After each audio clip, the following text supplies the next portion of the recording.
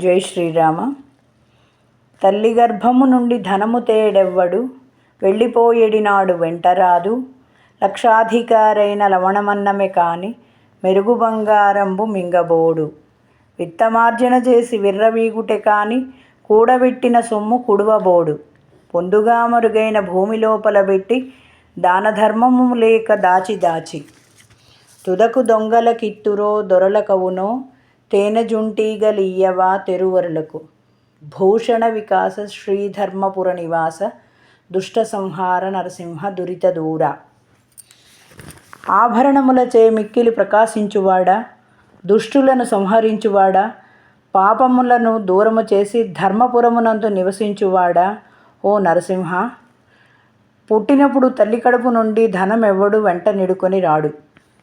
లక్షాధికారైన ఉప్పు మెతుకులే కాని బంగారమును తినలేడు.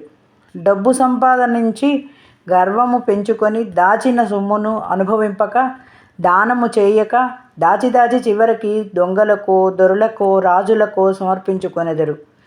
ఎలా అయితే తేనెటీగలు తాము కూడబెట్టిన తేనెను బాటసారులకు సమర్పించుకొనినట్లుగా అని దీని భావము.